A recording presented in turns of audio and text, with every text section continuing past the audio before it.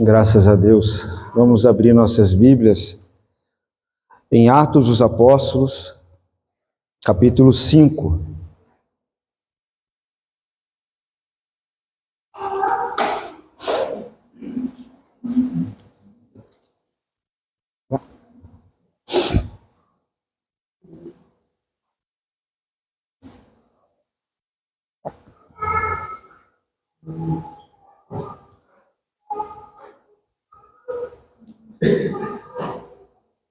Lembrando, irmãos, que na próxima terça-feira, o de casa em casa será na casa do irmão Paulo e da irmã Cleide.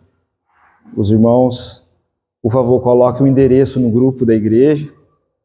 A terça-feira, às 19 horas, teremos o nosso encontro especial na casa desses irmãos. Todos acharam Atos dos Apóstolos, capítulo 5, iremos ler a partir do versículo 17, será uma continuidade de uma reflexão que eu tenho já trazido aos irmãos desde o Pentecostes. E vez ou outra a gente vai para um texto, depois a gente volta. E estamos aqui nesse capítulo 5, onde nós vimos na última mensagem desse texto que com Deus não se brinca, Deus é santo, e a sua obra é santa, cheia de verdade, cheia de justiça, e Deus, por meio do Espírito Santo, queria deixar isso bem claro, e a igreja foi alertada a isso, com temor e tremor. Eles viram o resultado de uma vida hipócrita e mentirosa, através da atitude de Ananias e Safira, que, constrangido pela generosidade de Barnabé, também exerceram, uma generosidade, mas uma generosidade hipócrita. Eles mentiram naquilo que eles haviam dito que estavam dando à igreja, e Pedro deixou bem claro que isso não seria tolerado, e que eles estavam mentindo a Deus e mentindo ao Espírito Santo, e ambos morreram na presença da igreja, na presença do povo. Isso causou um grande temor. A igreja não foi prejudicada, pelo contrário, no verso 12 até o verso 16, os sinais e prodígios continuaram acontecendo por meio dos apóstolos, por meio da igreja. A igreja continuou crescendo em número, crescendo em respeito, em admiração do povo, crescendo em fazer bem à comunidade, ao ponto de exercer cura e expulsão de espíritos imundos àqueles que estavam escravos desses espíritos. Foi isso que nós vimos. E aqui, nesse verso 17, continua a história. Esses fariseus, esses líderes religiosos, saduceus, sacerdotes, ainda vão se unir e tramar coisas contra os apóstolos e contra a igreja. O texto é longo, peço a atenção dos irmãos. Capítulo 5, verso 17 diz assim: Levantando-se, porém, o sumo sacerdote e todos os que estavam com ele, isto é, a seita dos saduceus, tomaram-se de inveja, prenderam os apóstolos e os recolheram à prisão pública. Mas de noite, um anjo do Senhor abriu as portas do cárcere e, conduzindo-os para fora, lhes disse: Ide, e apresentando-vos no templo, dizei ao povo todas as palavras desta vida. Interessante como ele chama a proclamação do Evangelho. O anjo liberta esses homens da prisão, Deus intervém e diz para eles: fala ao povo todas as palavras dessa vida, essa vida eterna, essa Zoe. Tendo ouvido isto, logo ao romper do dia, entraram no templo e começaram a ensinar. Chegando, porém, o sumo sacerdote e os que com ele estavam, convocaram o sinédrio e todo o senado dos filhos de Israel mandaram buscá-los no cárcere. Mas os guardas, indo, não o acharam no cárcere, e tendo voltado, relataram, dizendo: achamos o cárcere fechado com toda a segurança e as sentinelas nos seus postos junto às portas, mas abrindo-as a ninguém encontramos dentro. Quando o capitão do templo e os principais sacerdotes ouviram essas informações, ficaram perplexos a respeito deles e do que viria a ser isso. Nesse ínterim, alguém chegou e lhes comunicou: eis que os homens que recolhestes no cárcere estão lá no templo ensinando o povo. Nisto, indo o capitão e os guardas, os trouxeram sem violência, porque temiam ser apedrejados pelo povo. Trouxeram-nos, apresentando-os ao sinédrio, e o sumo sacerdote interrogou-os, dizendo: expressamente vos ordenamos que não ensinasseis nesse nome. Contudo, enchesse Jerusalém de vossa doutrina, e quereis lançar sobre nós o sangue desse homem. Então Pedro e os demais apóstolos afirmaram: antes importa obedecer a Deus do que aos homens. O Deus de vossos pais ressuscitou a Jesus, a quem vós matastes, pendurando no madeiro. Pedro gosta de dizer isso, né? Pedro sempre diz isso para ele. Terceira vez já, né? Pedro, para de falar isso. Pedro vai lá: vós matastes. 31. Deus, porém, com toda a sua destra, ou com a sua destra, o exaltou a príncipe e salvador, a fim de conceder a Israel o arrependimento e a remissão de pecados.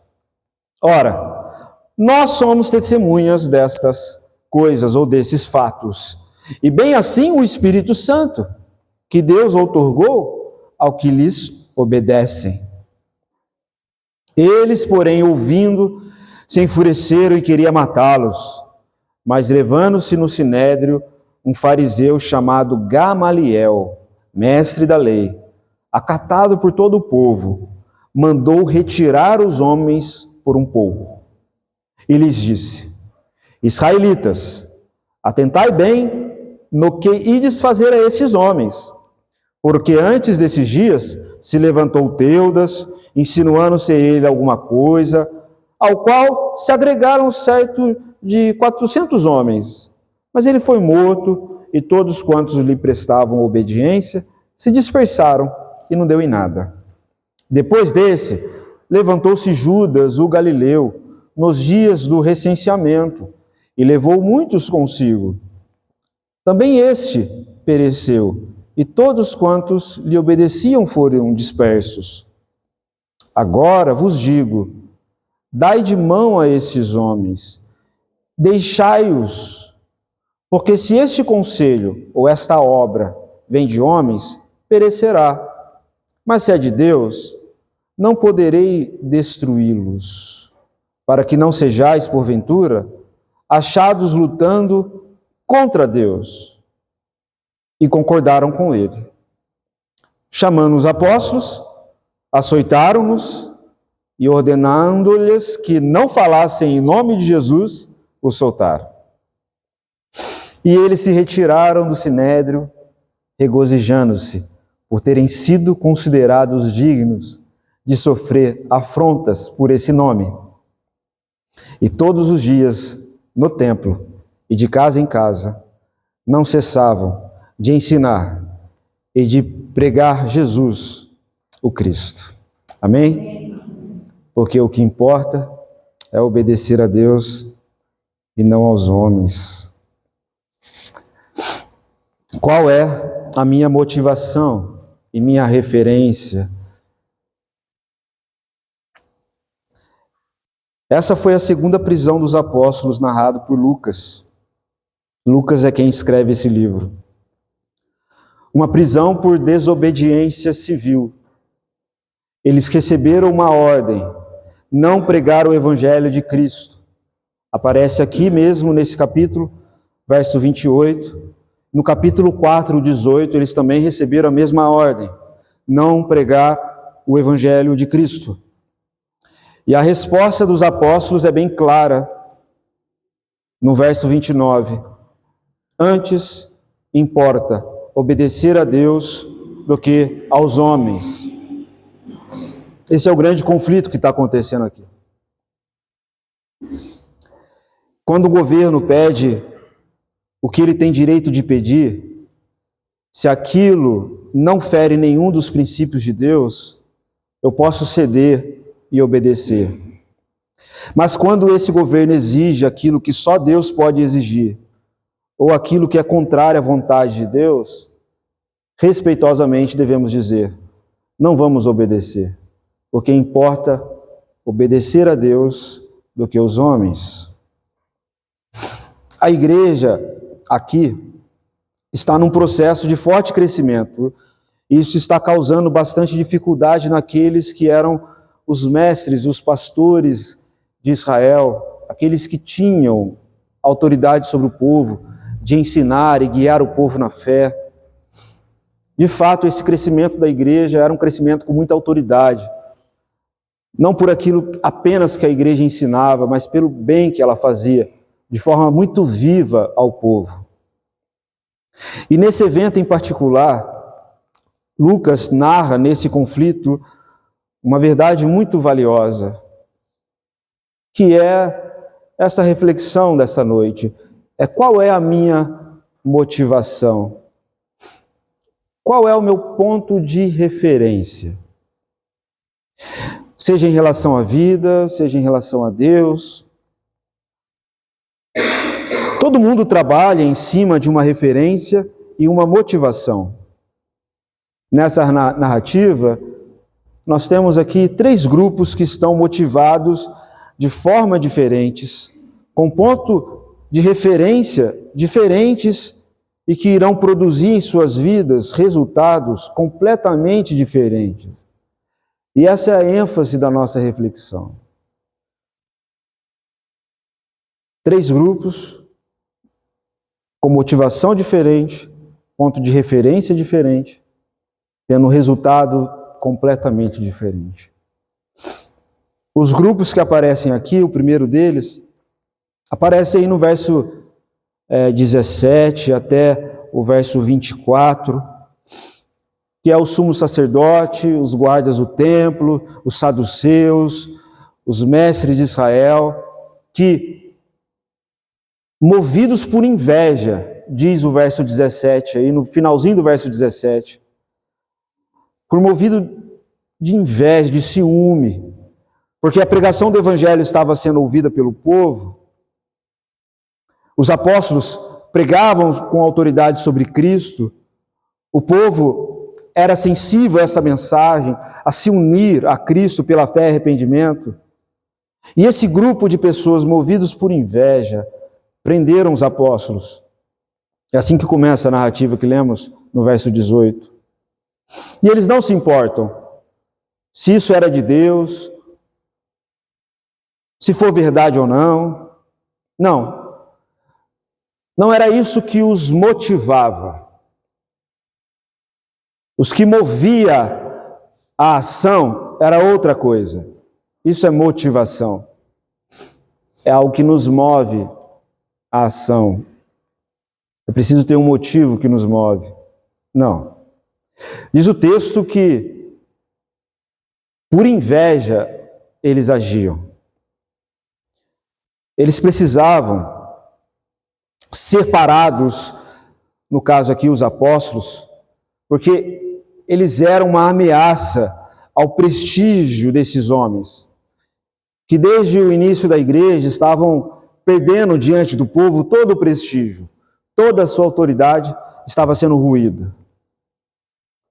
Qual era o ponto principal de motivação e de referência desses líderes? O ponto de referência para eles eram as pessoas que eles lideravam e governavam. Para eles, a motivação para fazer o que estavam fazendo era manter o poder, para manter o controle sobre o povo. Por isso eles estavam tendo essa ação. Por outro lado, os apóstolos eram aqueles que estavam colocando tudo isso a perder. Então, o que fazer? Prender?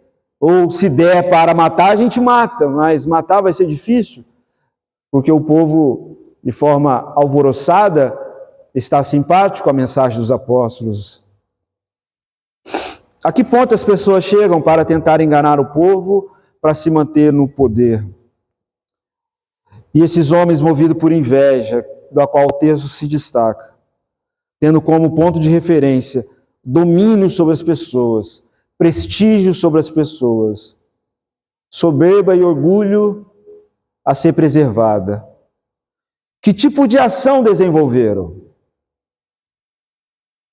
Injustiça, amargura, violência, medo. Isso é fruto do que eles receberam. Na verdade, uma vida sem fruto de justiça, sem fruto do reino de Deus. Mas a vida é assim. Aquilo que for o nosso ponto de referência, é isso que vai colorir nossas motivações. E são nossas motivações que vão determinar os nossos caminhos e nossos resultados. Vou repetir para que os irmãos se atentem. A vida é assim. Aquilo que for nosso ponto de referência, é isso que vai colorir nossas motivações. É isso que vai dar sentido às nossas motivações. E são as nossas motivações que vão determinar os nossos caminhos e os resultados dos nossos caminhos. Se o que vamos escolher, é a partir do ponto de referência, é a partir de nossas motivações. A referência deles, a motivação era a inveja. O que eles plantaram, o que eles escolheram, o que eles desenvolveram, injustiça, amargura, violência, medo. Há um outro grupo, representado apenas por um homem, a partir do verso 33, Gamaliel. Todos aqueles homens que prenderam os apóstolos temiam o povo.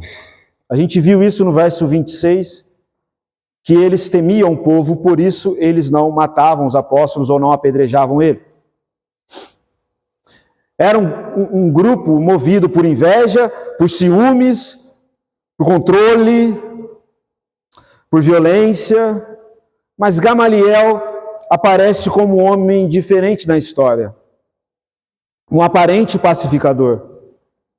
O seu discurso era aparentemente piedoso. Ele manda retirar os homens por um pouco e diz, eu vou ler para ficar mais claro, no verso 35, Atos 5, 35, ele diz assim, Israelitas, atentai bem no que ides fazer a esses homens, porque antes desses dias se levantou Teudas, insinuando ser ele alguma coisa, a qual se agregaram cerca de 400 homens, mas ele foi morto, e todos quantos lhe prestavam obediência se dispersaram e deram em nada. Depois levantou-se Judas, o Galileu, nos dias do recenseamento, e levou muitos consigo. Também este pereceu, e todos quantos lhe obedeciam foram dispersos. 38. Agora vos digo, dai de mão a esses homens, deixai-os, porque se esse conselho ou esta obra vem de homens, perecerá. Mas se é de Deus, não poderei destruí-los, para que não sejais, porventura, achados lutando contra Deus. Ele trouxe esse alerta, cuidado. E todos concordaram com Gamaliel. É fácil admirar Gamaliel. É fácil pensar, eu não quero estar no meio daqueles mestres de Israel, eu não quero estar no meio daqueles que são movidos por inveja e ódio, eu prefiro ser prudente como Gamaliel, porque Gamaliel tinha um ponto de referência certo. O ponto de referência de Gamaliel era Deus. Mas a relação de Gamaliel com Deus Era uma relação de medo e não de servir a Deus em amor. Muito parecido, talvez, com muitas das relações de muitos crentes. Gamaliel aqui, ele está dizendo para o povo, para os mestres, olha, eu não quero o risco, ou viver o risco de estar lutando contra Deus. E é bom que vocês se atentem a isso, que nós podemos estar lutando contra Deus. Então Deus para ele é uma referência, mas é uma referência distante.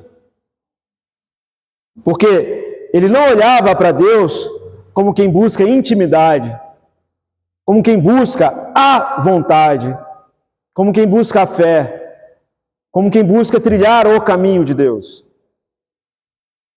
Como podemos saber disso?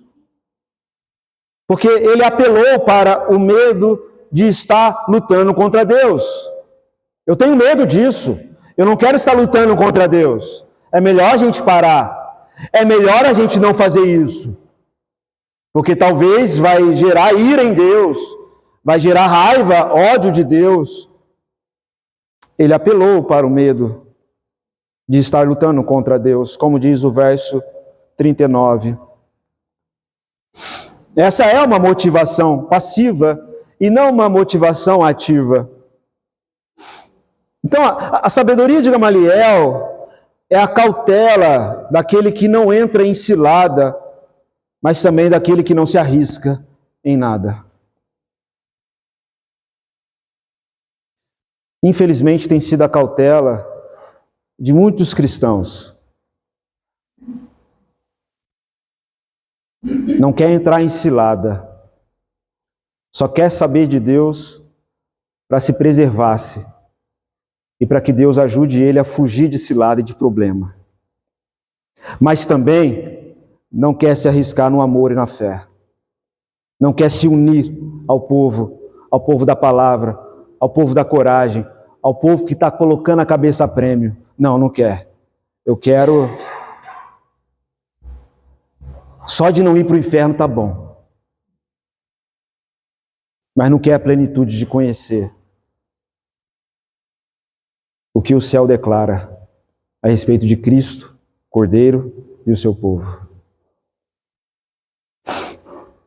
Essa sabedoria de Gamaliel, ela pode ser melhor do que a dos outros mestres, porque ela tem Deus como referência. Mas Deus para Gamaliel não é o Deus que motiva e converte radicalmente alguém que sai pregando com coragem daquilo que viu, ouviu e experimentou. Mas o Deus de Gamaliel é o Deus do e se? E se a gente estiver fazendo aquilo que a gente não deve? Nossa, a gente vai ser castigado. Melhor não fazer nada então. Melhor se omitir. Melhor ficar quietinho. Lembra da parábola dos talentos? Já fomos exortados pelo Senhor algumas semanas atrás. Um senhor entregou talentos para os seus servos. 10 talentos para um, 5 talentos para um, 2 talentos para outro e 1 talento para o outro. E o servo foi viajar e disse, o senhor foi viajar e disse para os servos cuidar bem daqueles talentos, trabalhar em cima disso. E esse senhor, ele volta e foi aos seus servos prestar conta do que eles tinham feito em relação aos talentos. Os 2 primeiros multiplicaram os talentos que havia recebido. Aquele último, o terceiro servo, por medo, por cautela, enterrou o único talento que ele tinha, não trabalhou em cima, por medo, por negligência, enterrou, para que quando o Senhor voltasse, ele pudesse devolver para o Senhor. Aqui, Senhor, o seu talento. Aqui, Senhor, o que o Senhor me pediu. Olha, não estraguei, não fiz nada de errado com esse talento. o Senhor volta e diz para aqueles que multiplicaram: servo bom e fiel, entre no gozo do seu Senhor. O Senhor abençoou e multiplicou as bênçãos na vida daqueles que foram bons servos. Mas daquele que foi um mau servo, daquele que reteve, daquele que com medo não multiplicou, o Senhor chega e fala: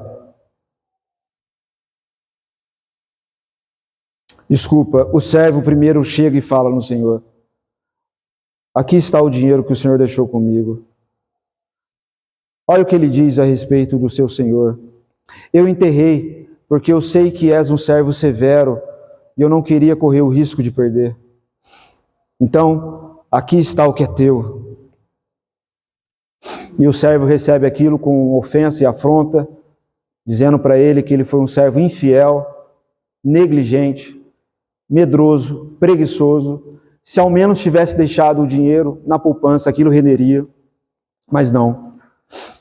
E ali há profundo juízo diante daquele servo que não trabalhou em cima do que recebeu, que se poupou, que por medo não se arriscou. Não se arriscou. É isso que o medo faz. O medo paralisa toda a nossa vida. O medo nos impede de viver a virtude da fé, do amor e da esperança. O medo nos paralisa de fazermos o bem, porque para fazermos o bem requer fé, coragem e ousadia. O medo pode até impedir que façamos o mal. Tem muita gente que vive uma fé baseada no medo e vive o tempo todo buscando não fazer o mal. Sim, o medo pode até te impedir de fazer o mal, mas Gamaliel raciocina: não vamos correr o risco de estarmos lutando contra Deus. Ou seja, não vamos correr o risco de estar fazendo mal. E ele não fez a pergunta que deveria ser feita: será que não deveríamos estar lutando por Deus? Será que não deveríamos estar lutando com o Senhor? A luta do Senhor e para o Senhor? E os frutos que vemos na vida deles são omissão e medo. Obrigado, irmão. E medo não apenas das pessoas, medo de Deus, medo de perder uma bênção de Deus, medo de ir para o inferno, medo disso, medo daquilo, medo de estar fazendo mal contra alguém que pode ser de Deus, ou que é de Deus, medo do povo. O medo paralisa.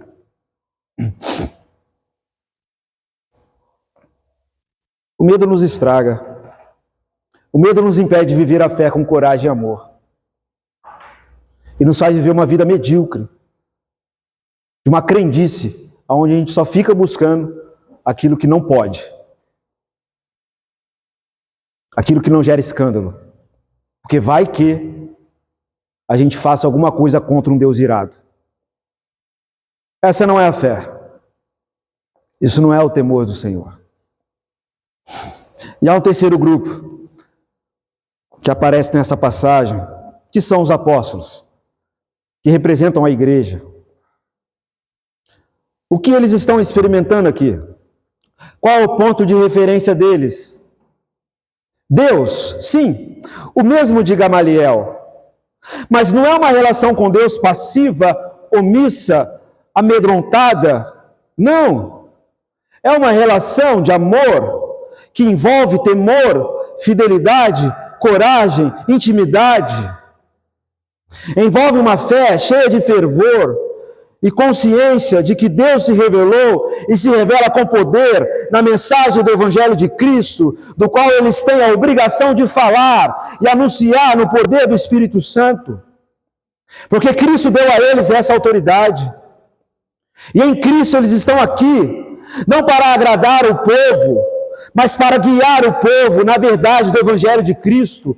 Doa a quem doer, ofenda a quem tiver que ofender.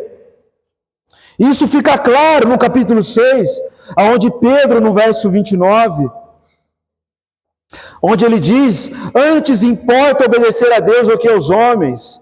O Deus de nossos pais ressuscitou a Jesus, a quem vós matastes, pendurando no madeiro. Deus, porém, com a sua destra, o exaltou. Ele é soberano. É a Ele que nós devemos honra e glória.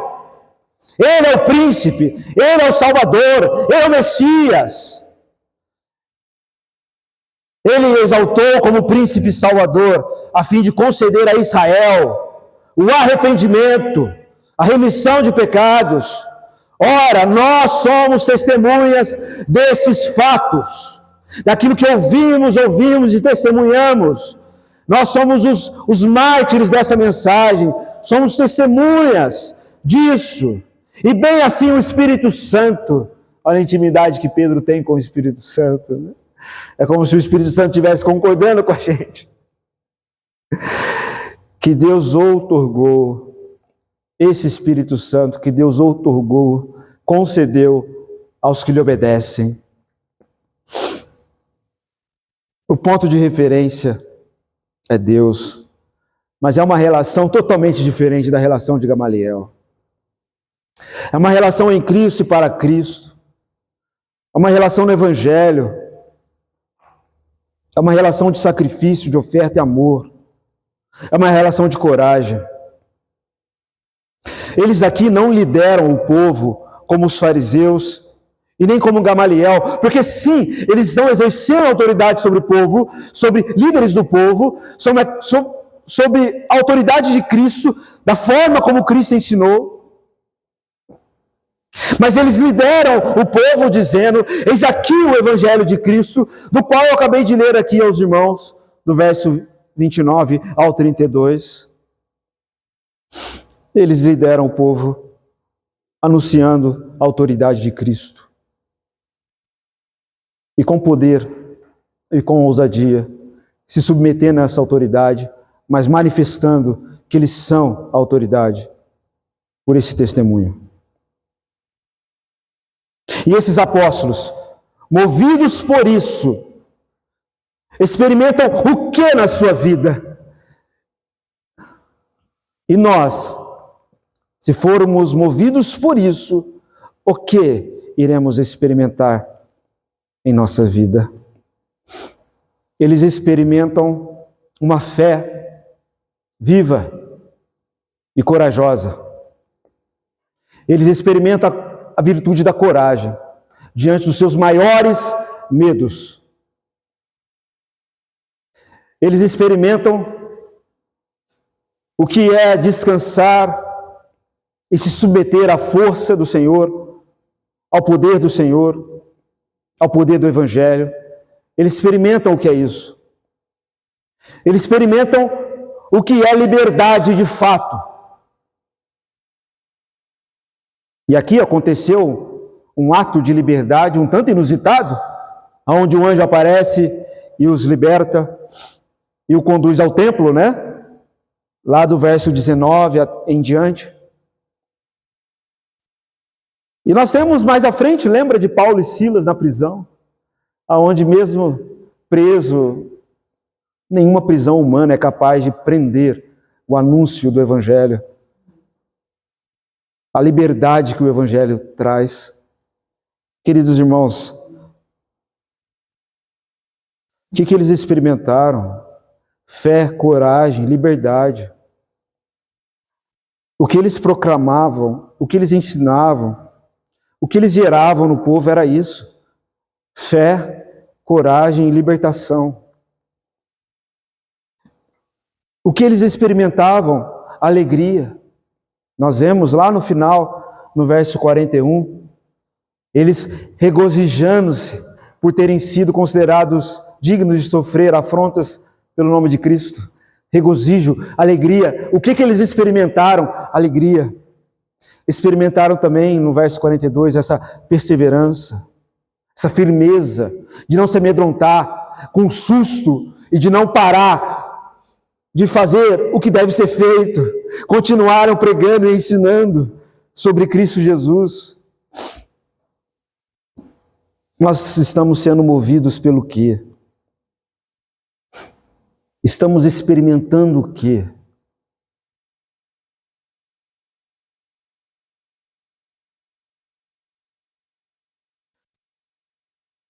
Depois desse discurso de Gamaliel, todos concordam, diz o verso 40.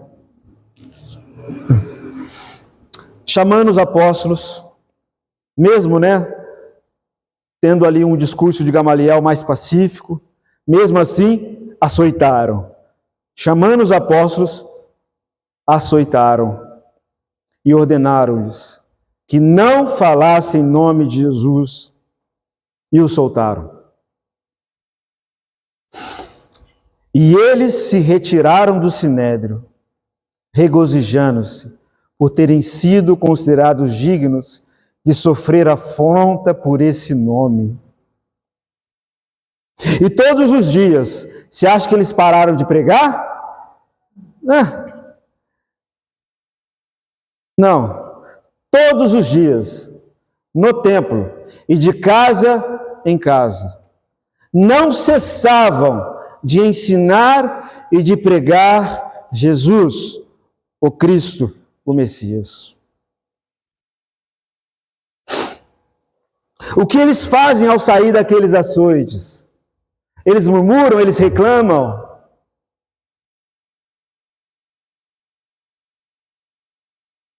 Como eles reagem, irmãos? Eles se alegram, eles se regozijam pelo privilégio de serem dignos de sofrer por amor a Cristo. Santo privilégio. Essa capacidade de regozijo é o que tanto nos falta hoje em dia.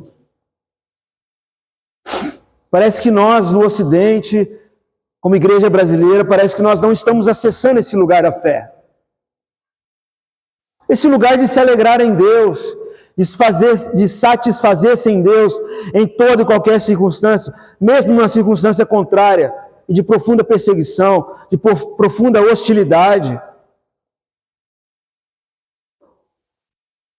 Por muitíssimo menos, nos desanimamos tão fácil de anunciar e pregar o Evangelho de Cristo, de estar juntos com os irmãos, no congregar, a fim de animar uns aos outros, para que a fé de nenhum se desanime.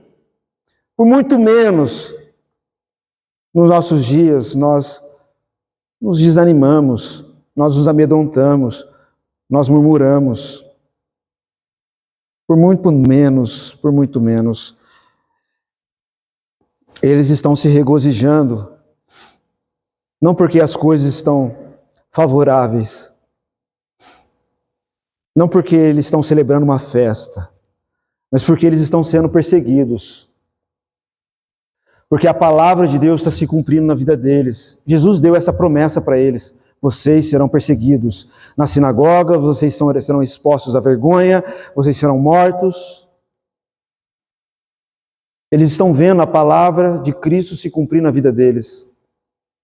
Estão se achando dignos, pela graça de Deus, de trilhar o mesmo caminho. Isso para eles é motivo suficiente de regozijo e alegria. A gente precisa acessar esse caminho.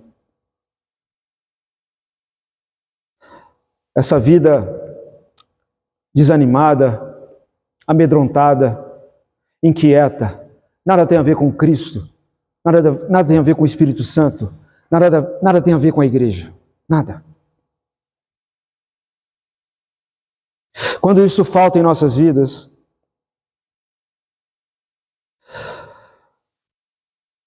o que sobra em nossas vidas é insatisfação, é desânimo. Para que tenhamos essa alegria, Nós precisamos ter um ponto de referência correto e uma atitude correta em relação a Deus, entendendo que nossa relação com Deus não se baseia em dizer, não se luta contra Deus. Olha, cuidado com o que você vai fazer contra Deus. Não. É muito mais do que isso. É dizer, por causa daquilo que Ele fez por mim, por nós, eu preciso dizer, eu preciso celebrar, eu preciso contar aos outros o que Ele fez. Eu preciso, como eu vou me calar daquilo que eu ouvi, daquilo que eu vi, daquilo que eu experimentei? Como eu vou me calar diante dessa alegria, dessa paz que infunde a minha alma, que inunda a minha alma? Como não falar dessa boa notícia, desse evangelho, diante de tanta mente escrava do inimigo, porque é carregada de má notícia, é carregada de maus pensamentos? Como não ser instrumento de Deus para libertar essas pessoas oprimidas pelo inferno? Como eu não posso falar? Como eu não posso falar sobre essa graça libertadora? Como eu não posso, com alto e bom som, dizer que aonde abundou o pecado, superabundou a graça? Como? Como que eu não posso dizer e anunciar que o poder de Deus se aperfeiçoa na fraqueza? Como eu não posso dizer e anunciar que a graça vale mais do que a vida? Por isso os meus lábios te louvam, te adoram, te glorificam. Por isso eu me regozijo, porque a minha alegria está em ti. Eu encontrei essa alegria. Como ficar quieto? Como me calar? Como calar se eu tenho uma palavra de liberdade aos cativos? Como me amedrontar se o Espírito Santo de Deus é o espírito de fortaleza e coragem para que eu seja instrumento de libertação? Como não viver uma vida satisfeita em Deus se esse bálsamo de Gileade, que é o Espírito Santo de Deus em nós, é aquele que nos enche de plena satisfação e alegria, aonde só experimentamos quando somos fiéis ao nosso chamado?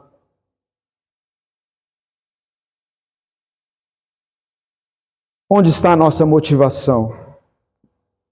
Isso que os apóstolos experimentaram é uma motivação positiva, e só ela que gera em nós liberdade, coragem, satisfação, regozijo, alegria, firmeza.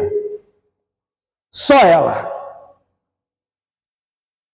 Totalmente oposto o que os outros experimentaram. Os outros grupos, totalmente oposto.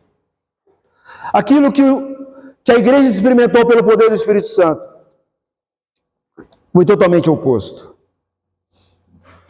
E o que temos nós experimentado em nossas vidas, como testemunho do que o Senhor é em nossas vidas, do que as pessoas dizem a respeito de nós, do que elas falam a nosso respeito. Qual tem sido nossa referência e motivação? Se é o temor dos homens, o resultado é uma vida de injustiça, mentira, amargura, ressentimento, inveja, violência e medo. Agora, se é o temor de Deus, o resultado é uma vida de fé, coragem, liberdade, alegria, perseverança.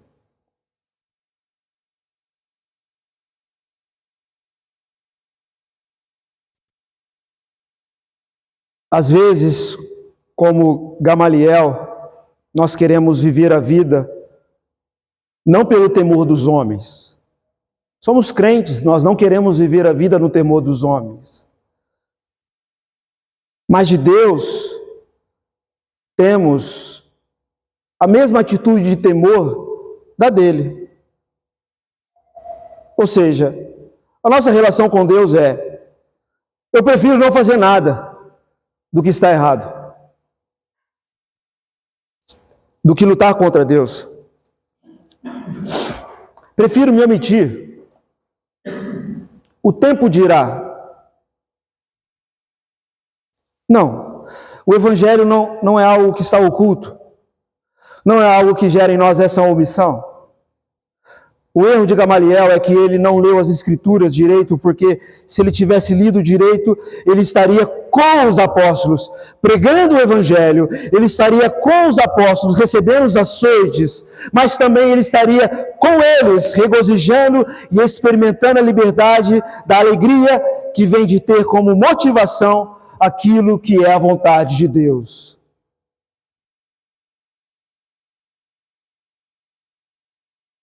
Esse foi o erro de Gamaliel, é não se aprofundar na fé. Não podemos ir contra, mas também eu não quero me render a esse grupo, a esse Cristo, que me chama a confessar a fé nessa condição que eu estou vendo aqui dos apóstolos. Não, melhor a gente não fazer nada de errado contra Deus. Não, o Evangelho não é isso. Essa é uma motivação ainda satânica, que não provém do Evangelho de Cristo. Quero citar, por exemplo, o exemplo de John Bunyan, um grande pregador puritano. Tem um livro famosíssimo, um clássico, O Peregrino. Ele foi preso várias vezes por pregar o Evangelho sem a licença da igreja estatal da época da Inglaterra, né, que era a igreja anglicana. Ele não tinha licença para pregar e mesmo assim ele pregava. Foi preso várias vezes por pregar o Evangelho. E ele dizia na prisão: olha, se vocês me soltarem amanhã eu estarei pregando o Evangelho. E assim acontecia por várias vezes. Uma vez ele chegou a passar 12 anos na prisão. E mesmo na prisão, continuou a pregar o Evangelho, ele tinha essa liberdade, continuou a escrever sobre o Evangelho. E em uma de suas cartas ele escreveu: eu não posso fazer outra coisa senão obedecer a Deus, mesmo que isso me leve à prisão ou à morte. Essa é a minha vida.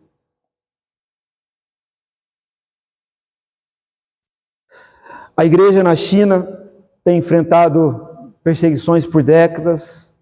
Muitos cristãos já foram presos, torturados, mortos por causa da sua fé. Não em todos os lugares, mas em alguns lugares. Isso ainda acontece na China. Mas um exemplo recente na nossa história é do pastor Wang Wei, que foi condenado a 9 anos de prisão. E isso é recente, é no ano de 2019. E ele foi condenado por incitar a subversão do poder do Estado e por operações comerciais ilegais. E principalmente devido ao seu trabalho pastoral. Ele era um homem, assim como os apóstolos estavam sendo no início da igreja, que causava incômodo ao Estado. Principalmente porque gerava aquela crise das pessoas e do povo de olhar para o Estado não mais como autoridade sobre sua vida, mas se submetendo a Cristo, entendiam que Cristo era Senhor. Ele foi preso, torturado. Em uma carta aberta, escrita da sua prisão, ele diz: eu estou cheio de alegria e de paz em meu coração, porque eu sei que não há poder maior do que o poder de Jesus Cristo. Ele é o meu soberano Senhor. O meu objetivo é ser uma testemunha fiel através da minha desobediência civil, que era contrário à palavra de Deus, mostrando às pessoas a beleza do Evangelho, a verdadeira liberdade que está em submeter-se à autoridade de Cristo. Mais um testemunho de Mehdi Dibad, que foi um pastor iraniano, passou 9 anos da prisão por se converter à fé cristã. Ele era muçulmano, foi perseguido por sua família, por sua cidade, E em sua defesa perante o tribunal, ele declara: eu sou um cristão, um pecador salvo pelo sangue de Cristo Jesus. Eu aceito a minha sentença e morte com alegria, por vocês estarem me dando essa credibilidade de eu morrer em nome e em favor da minha fé em Cristo Jesus. Esse homem de Bade foi libertado devido à pressão da mídia internacional, foi um caso recente, mas pouco depois ele foi sequestrado e assassinado às escuras.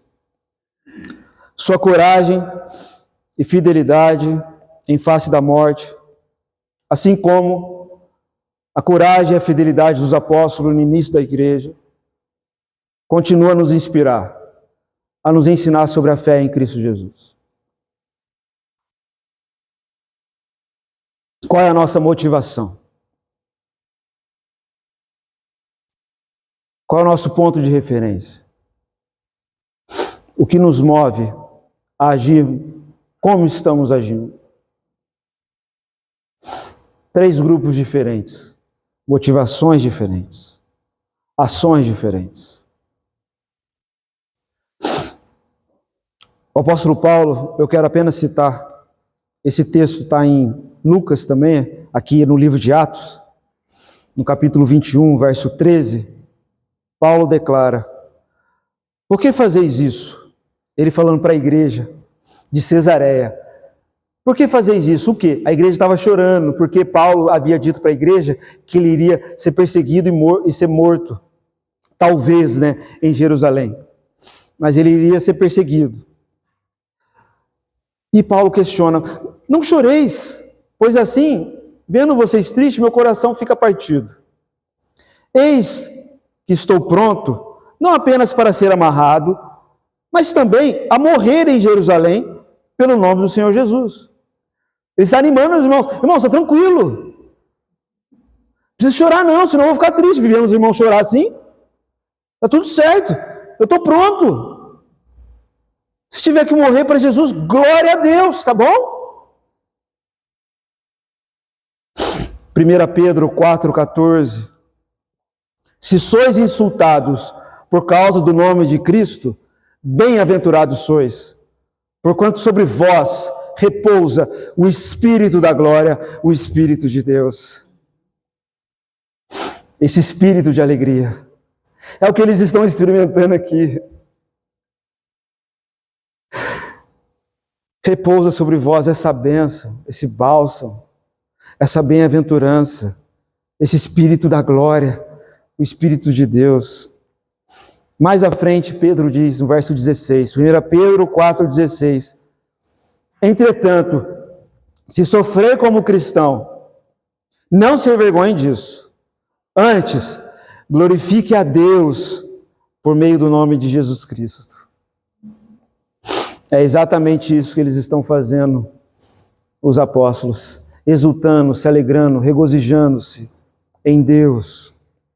Porque para eles é um privilégio sofrer pelo Evangelho de Cristo. Poderia ficar facilmente aqui horas e horas citando todos os versículos no Novo Testamento que nos aponta essa verdade sobre o privilégio que é sofrer e morrer pelo nome de Cristo Jesus. Que privilégio que nós precisamos experimentar, que é ser movido pelo temor a Deus e não dos homens. Que santa liberdade podemos gozar e também propagar.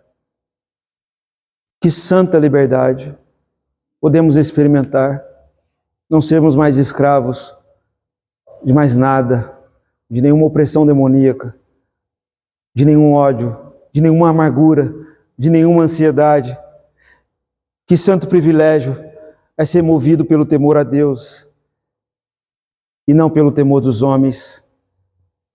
Santíssima liberdade, santíssima alegria é viver pela fé e dizer com convicção, com verdade, importa é obedecer a Deus e não aos homens. Que santo privilégio é continuar cada vez mais forte, é sair da provação cada vez mais forte, cada vez mais perseverante, para animar outros que vão passar pelas mesmas lutas. Que triste desgraça é quando nas provações nós não somos aprovados por uma fé corajosa e persistente e alegre. Que péssimo testemunho. Mas o santo privilégio que Deus quer nos conduzir é o de continuar cada vez mais motivados, fortes, em cada provação, perseverantes. Como diz o verso 42, e assim encerramos a mensagem.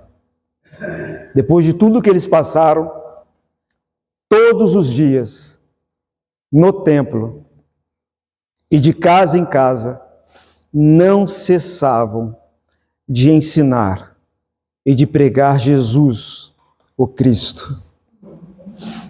Deus seja louvado. Não cessavam. O que eles experimentaram? Perseverança. Não cessavam de ensinar. Vamos orar. Que Deus nos conduza a essa santa motivação de temer a Deus, de viver em fé, viver em coragem, viver a plenitude do amor. Esse amor que foi derramado em nossos corações pelo Espírito Santo, que recaiu sobre os discípulos, recaiu sobre muitos na história da igreja, e está dispensado a nós. Mas é apenas para aqueles que com coragem e ousadia se deleitam e desfrutam no temor a Deus. O resultado de uma vida temente a Deus é essa vida, irmãos. Peçamos isso a Deus. Senhor Deus, amado Pai, diante da Tua palavra, da santa revelação do Teu Evangelho, da santa ministração do Espírito Santo em nossos corações, pedimos essa santa motivação, baseada no temor do Senhor. Queremos experienciar essa fé, essa coragem, experimentar essa liberdade real, essa alegria plena, essa perseverança firme na missão. Conduza a Tua igreja nisso, Senhor. Nos convença de nossos pecados. Tire de nós esse espírito de medo, de covardia de Gamaliel, e principalmente esse espírito que vimos na liderança antiga judaica, que com muita injustiça, com muito ressentimento, com muita amargura, medo e violência, fazia aquilo que era mal perante o Senhor, e mesmo lidando com o seu povo, desagradava tanto ao Senhor. Que possamos receber e nos renovar nesse Espírito Santo, da qual recaiu sobre os discípulos, sobre os apóstolos, e está disponível a nós. Ó bendito Espírito Santo, renova em nós esta fé, essa coragem. Liberte aqueles que estão cativos do pecado, oprimidos em seus medos, oprimidos em sua soberba, oprimidos em suas próprias misérias, não tendo esperança, não tendo alegria, não tendo paz em sua alma. Ó bendito Espírito Santo, com seu bálsamo restaurador, com sua unção poderosa, derrame esse óleo de alegria, de liberdade, de coragem, de uma conversão genuína, àqueles que estão distantes do Senhor, a essa igreja, que precisa se renovar cada vez mais nessa fé autêntica e corajosa, para que com perseverança independente da circunstância, com alegria e ânimo, continue a anunciar as boas novas de Cristo Jesus. Nos guie a esse santo privilégio, porque de fato, Senhor, é um santo privilégio. Como foi pelos apóstolos, é assim para nós também. Que sejamos fiéis e tementes a Deus, meus irmãos. Que Deus nos abençoe em Cristo Jesus. Amém.